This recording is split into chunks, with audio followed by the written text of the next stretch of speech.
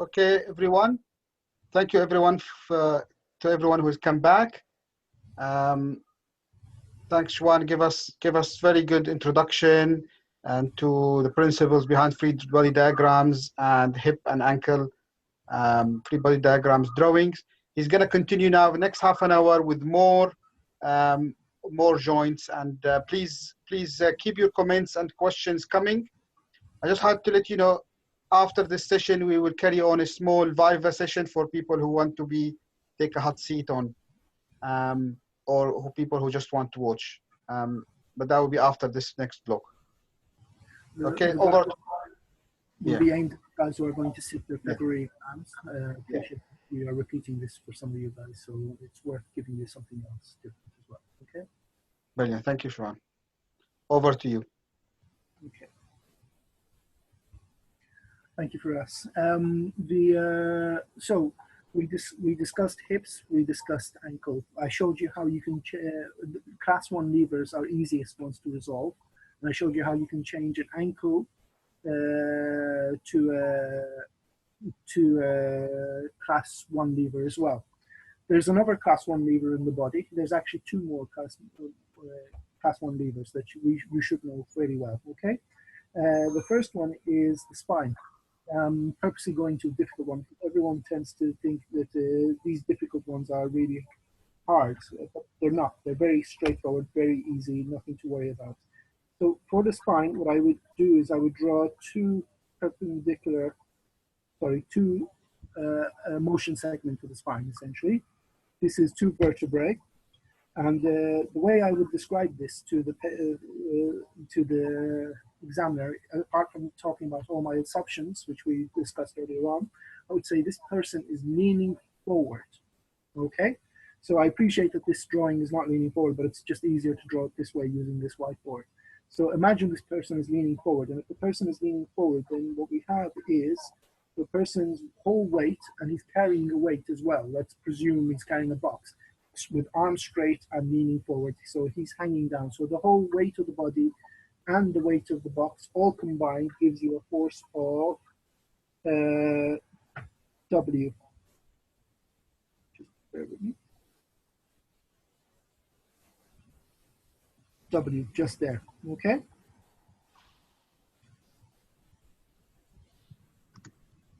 W. Okay. So what's counteracting this force? Remember, our center of gravity is, our center of rotation is the disc.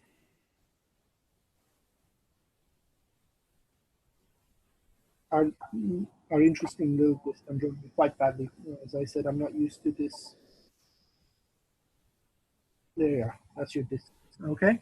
So our center is the middle of that disc. So what's the forces that are going there? Are the paraspinal muscles. Okay. They are then creating a force in the opposite direction. And remember, we're assuming this patient is leaning. Okay? So and this force is F. So then we just do the same thing as we did everywhere else. This is a type 1, class 1 lever. So there's nothing really special about it. We'll just change the color to blue so you can see the moment arms. And I suspect all of you have already kind of worked out how to draw this. Perpendicular, just let me erase this, that's not too deep. And then this one is perpendicular again. Apologize.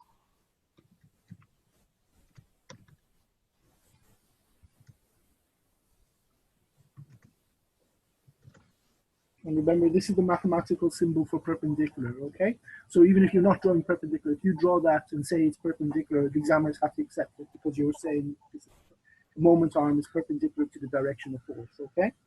So if we say this is D, the shortest one is D, and then just take that as a multiple of D. In this case, we'll say 3D.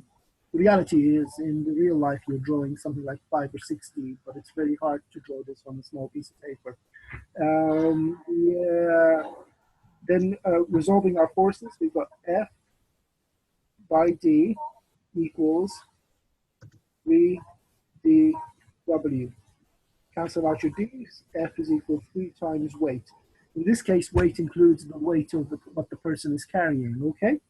So what's our joint reaction force? So again, it's the same thing. It's a type 1 lever. All you need to do is just add these lines together and then do an equal and opposite reaction force, okay? So once again, everyone agree that that is relatively parallel? And then just add another line down there. And then, of course, if these are the arrows,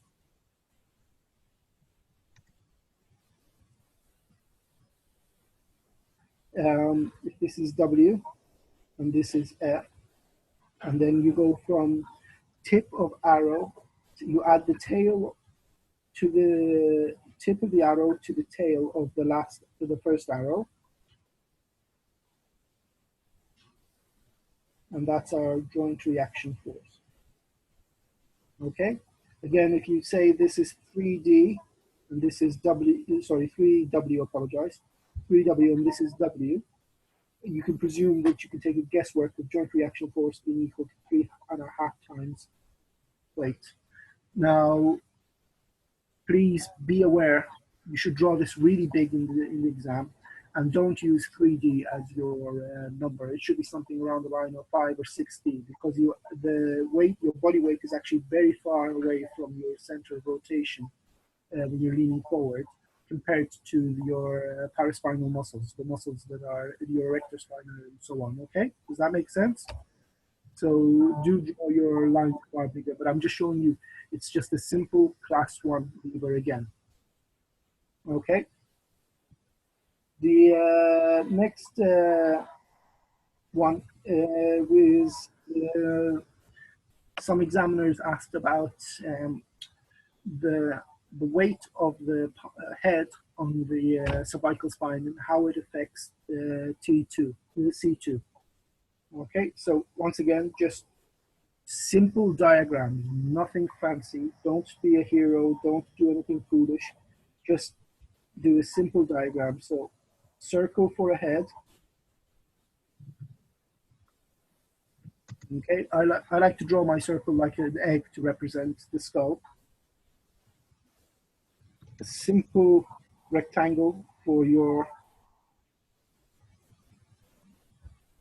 spine, and say your center of gravity, your center of rotation, your fulcrum is just there. Okay, that's it. That's all it is. Okay, so once you've done that, you can then take your weight again.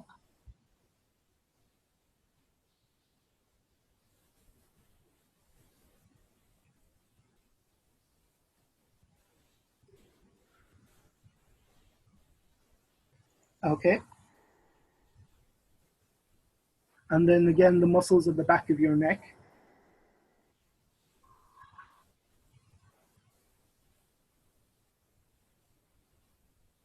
Okay. And once again, it's a class 1 lever, type 1 class 1 lever. So there's your 2 different forces. If that's D and that's D, then FD equals DW. Therefore, F is equal to the weight of the skull. Simple as that.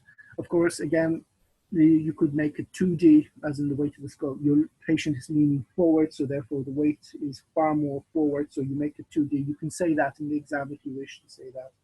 Okay, so, and then now to calculate your joint reaction force here again, it's just add the vector F to vector W. Okay, in this case, because we've decided that F and W are the same size, let's just redraw that as F and W. And then your joint reaction force is equal to 2W. Does that make sense? I hope everyone understands this.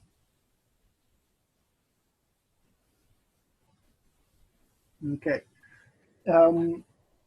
Again, if you do decide that you're leaning the head forward, and I would advise you to do that, make your W far more forward and say it's 2D as opposed to distance is 2 times D. Okay, so therefore you can then get F is equal to 2W. And then your joint reaction force will be F sorry, joint reaction force will be equal to 3W. Okay? You all, I'm sorry, I just want to make sure you all understand. When you're drawing vectors, when you're adding vectors, you add them in the way you would add a parallelogram. Okay? So but what we're doing is we're taking a little cheat. Instead of doing parallelograms, we're doing triangles.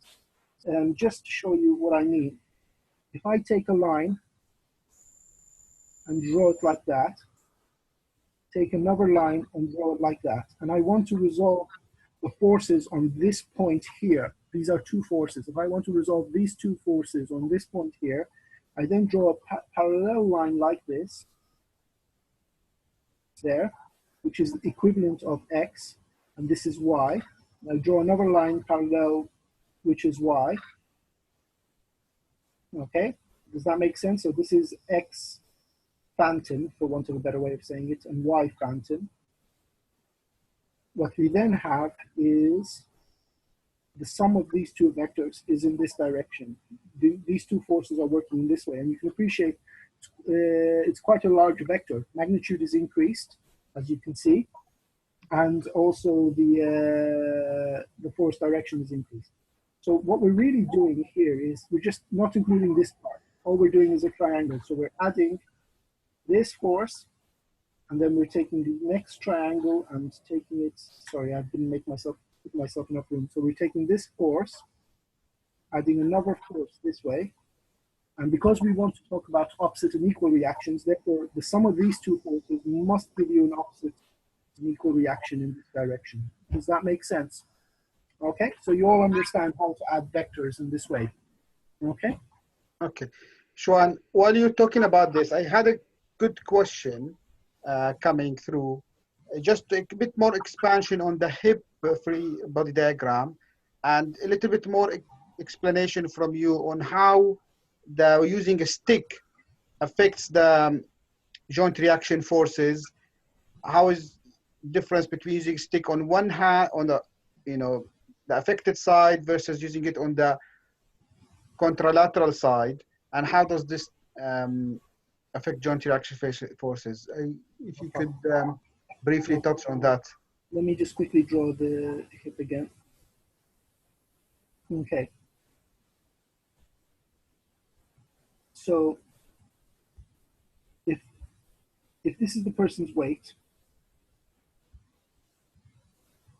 W, and we have abductors going here, F. If the patient is carrying a stick on the opposite side, that's the force of the stick, S. Okay? So then what happens here is, if you take the moment arm of those two forces, if you think about it, this is a seesaw. So if I draw you a seesaw, there you are, this is a seesaw. This is the abductor force doing this to this, and this is the weight of the person doing that, and this is the stick doing that. As you can see, the two forces that are working together is F and S. They're on the same side. They're trying to rotate the seesaw anti-clockwise. The only thing that's working clockwise is W, okay? So this is what we're essentially resolving here. We're resolving those forces. So if you imagine, if you take F as your force abductor and you add S to it, you don't need a lot of F. You don't need a lot of abductor force to counteract the effect of your body weight, because you have S helping you. Isn't that right?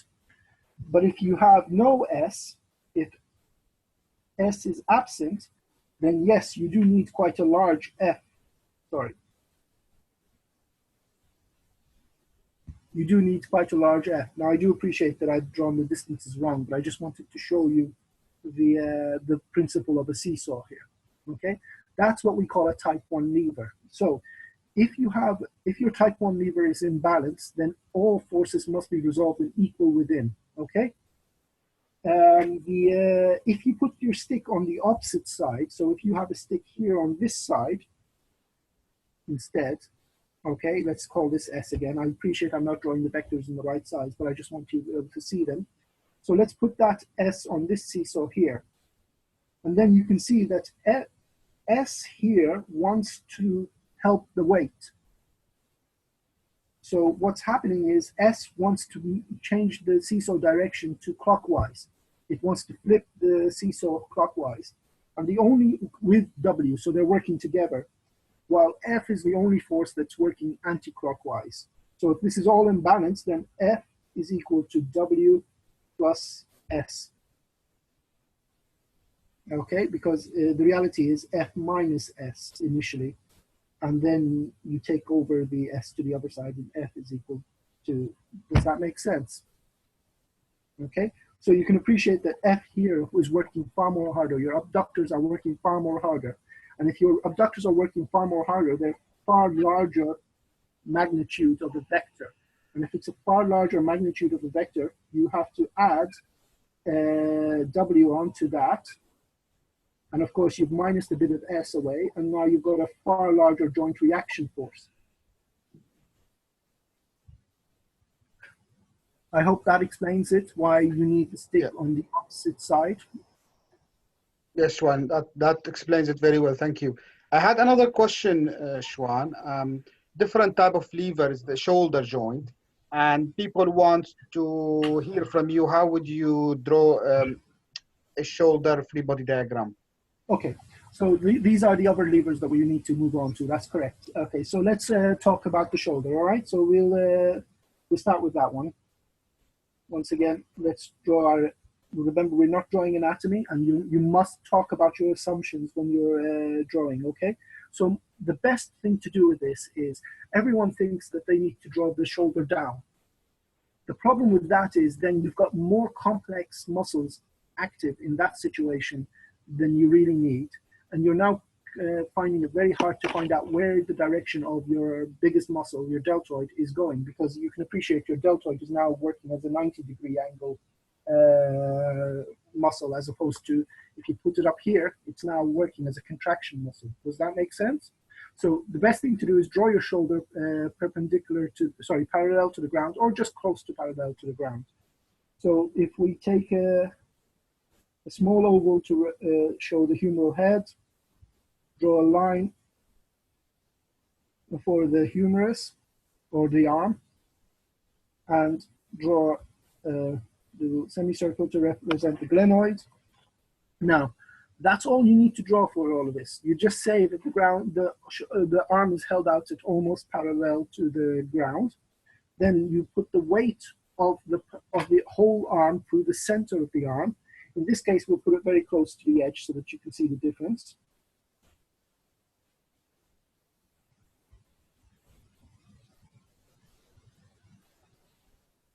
That's W. And then what you then now need to worry about is your deltoid. So your deltoid is a large force in this direction. Okay, does that make sense? Can everyone appreciate that the deltoid is now working in that direction if you go through the cross section of the muscle? So now what we need to do is, so what type of lever is this? Is this a class 1 or a class 2 lever or a class 3 lever? Well, the weight is further away from the fulcrum than the force counteracting the weight. So the load is much further away than the force that's counteracting it. So therefore, this must be a class 3 lever. Okay? What you then do is resolve your moment arms. Find out where your moment arms are. So in this case, the moment arm for here is perpendicular to the force of the abductor. Everyone happy with that? And the moment arm for your weight of your arm is perpendicular to the direction of the weight of the gravity. Sorry, I don't know why that disappears. The weight of your arm, so perpendicular to the direction of the force, which is gravity, straight down, okay? So if we call this D and take this line D and add it to the moment arm of W, what we say is that's probably around 4D, let's say, or 5D. Let's say 5D for the sake of argument, okay? So force by D is equal to 5DW. So F is equal to 5 times the weight of the arm. I hope you all understand that. As you can see, that it's not that difficult. You just need to work your clockwise and your anti-clockwise directions. Okay? Then what you need to do is add your vectors and get your joint reaction force. So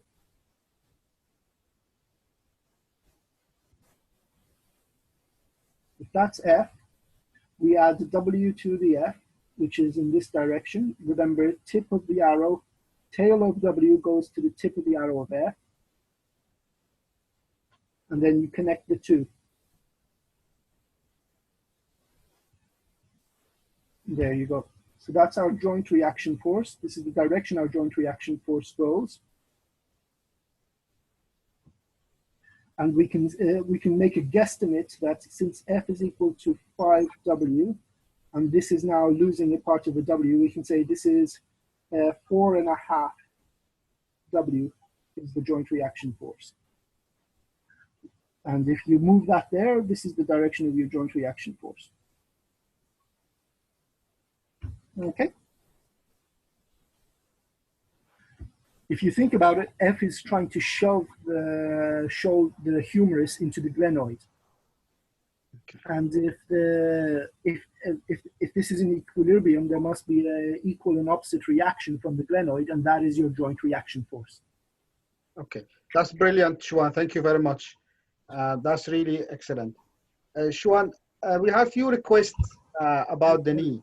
There is just one very pertinent question about this. Stephanos has asked, why am I taking 4.5? Okay, so this is a gross estimation. This is not saying that this is mathematically accurate in any way whatsoever, but it's a gross thing. So what I'm doing is, if I take this line here and just bring it back to there, if you imagine I'm pivoting that line, the line JRF back onto the F line, what you're then seeing is not all of the W is taken there. Do you see that?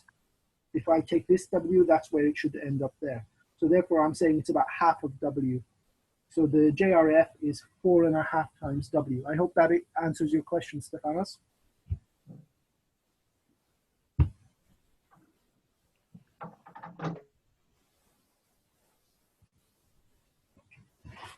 So, sorry, Faraz, where were you? So I think that's excellent explanation. As you said, these numbers you could, this part of your assumptions here, and as long as you can justify this, you could put any numbers you want. We just had a few questions, Shuan, obviously about the knee joint, and people need to be clear that the knee joint is which joint we are talking about. Is it the actual knee joint or a patellofemoral joint? And I think people want to know about patellofemoral joint. Okay. It's very difficult joint, this one, and a lot of controversies around it. And I don't know if you could clarify a few things for us. Sorry, thank you first. I never start the patellofemoral joint by talking about the patellofemoral joint, because you can't resolve for a patellofemoral joint unless you know the forces around the patellofemoral joint, which means you have to go much further than what we are describing here, okay? So it's always a trick question when they say resolve, show me a free body diagram for the patellofemoral joint. Everyone starts drawing that. What then happens is that they get themselves stuck, because then people don't know what the number is for those forces. So the way to start that is to actually just talk about the joint reaction force around the knee, okay? So what we do is, if I draw the ground here, and I draw this, a person is in a crouching position, just about to sit down. This is his tibia. And this is his femur.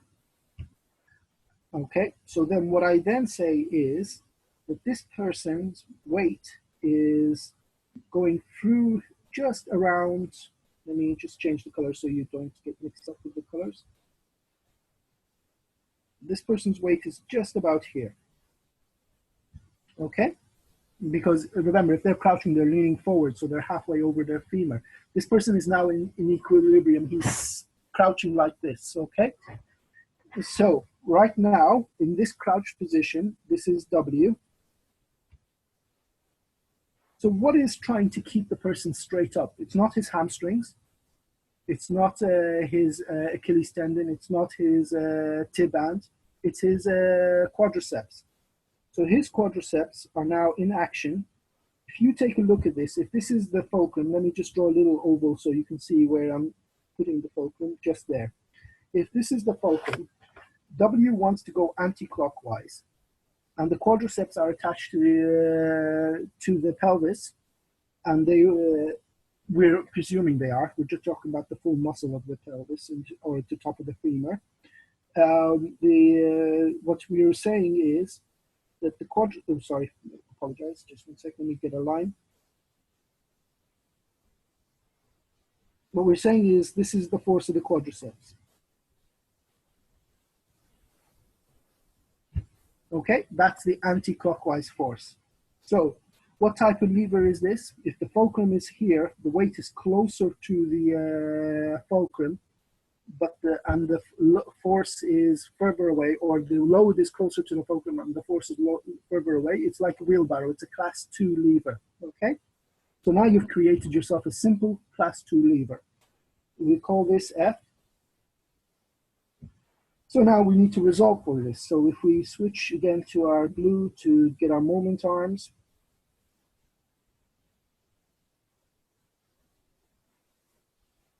that's our first moment arm,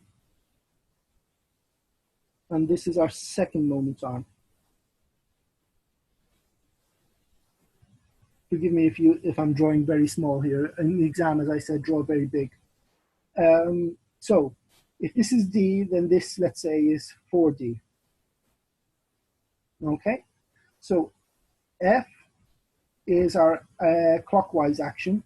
F multiplied by D is equal to W, which is our anti-clockwise action, multiplied by 4D. Take away our D's, F is equal to 4 times the body weight. So that's our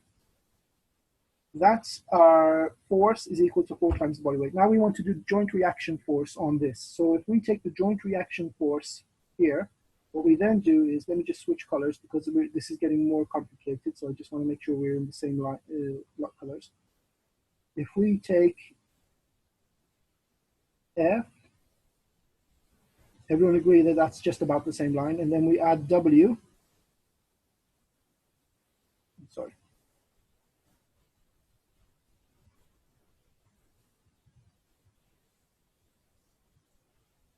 Our joint reaction force is in this direction. Okay, so F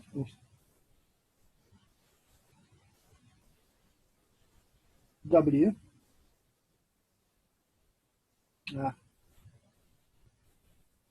and joint reaction force there. Okay. Now, if that's the joint reaction force, we then have JRF is equal to 4.5 times body weight. Now, what we then do with that is we switch to the kneecap. And if we draw the kneecap as an oval to represent the femoral condyle, apologize, let me change color again to red so that we can see what we're doing. This is quite complicated, so that's why I'm taking a little time to make sure you all understand this. So that's your femoral condyle. And what I'll do is I'll draw the kneecap freehand and draw it like this. Okay, so now we know that there's a force of quadriceps which is equal to 4W acting on this person, correct? Keeping the person alive, but there must be an equal and opposite reaction of 4W. Let's draw green again.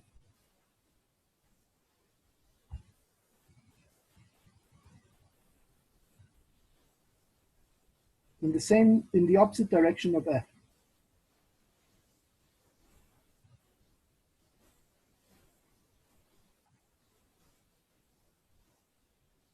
Okay, so we'll call this F again.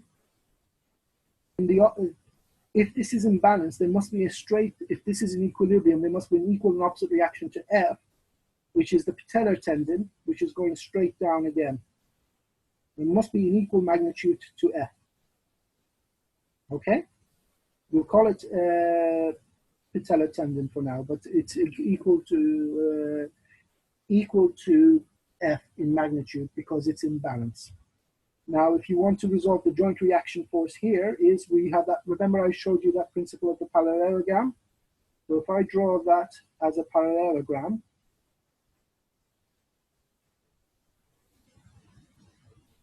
and there's your joint reaction force, which you can appreciate it's smaller than F, so therefore, let's say it's 3.5 times the body weight, which is quite a significant amount to put through your kneecap. Hope that makes sense. I think that's excellent, Shwan. Really, it's very complex joint, and you explained that very well. I think this patellofemoral joint is possibly the most difficult joint for them all, really. So I think that's very useful, and people can definitely listen to this recording later on to review. I think we are getting towards the end. One more, if you don't mind, for us. Okay. Yes. Shwan, we have another 2 or 3 minutes, Shwan. Okay.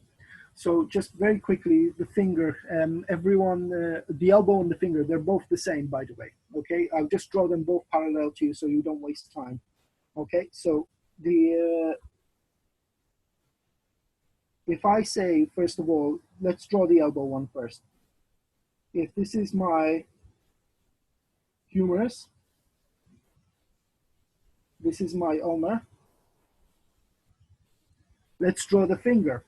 The thing is, everyone tries to draw the finger like this and put a weight like that on it, but nobody walks with a weight on their finger like that. If you're carrying your shopping bag, you carry it like this, isn't that right? Okay, so why don't you draw your finger like that, which is then now, this is your phalanx, this is your proximal phalanx, and this is your middle phalanx, and your small phalanx. Again, this is now what I would call a class 3 lever, an inefficient lever, the most inefficient in the body. Okay, what we then do is we draw our forces for that. We have the biceps here. And in this case, we have the FES here. We have the weight here. And here we have the weight of not just the finger, but the bag they're carrying. Here you can say the person's carrying a weight in his hand as well. So that's W for hand, sorry. That's X for hand, and that's W for the weight of the arm. And you can say this person is carrying a bag, which the weight of the arm is negligible here. The weight of the phalanx is negligible, so we can call this W on its own. Okay, so if this is F and this is F, you can appreciate that all you need to do is resolve your clockwise and anti-clockwise forces. The F is equal, in this case, let's talk for this one. So if we call this D, switch colors again, sorry, very quickly. This distance is D, this perpendicular distance. And if this distance is then 5D, and this is another 4D on top of that, we can then say FD is equal to 6D W plus 4DX. Okay? If you want to make life much easier for your elbow, because this is what they say, patient is carrying a weight on the hand, then just get rid of this W and just say this is the weight of the whatever they're carrying and the weight of the arm all together in one. And that makes your life much easier. But anyway, there you are. F is equal to 6 W 4 X. And the same here, F, this is D, we'll call this 4D. is equal to W for G, the D's, and F now equal to 4W.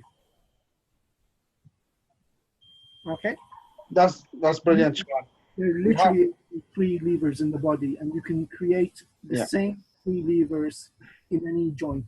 Just good, keep good. watch out for them. Excellent. Thank you very much, Shwan. We have to wrap up this session because it's about to, our time is about to finish here.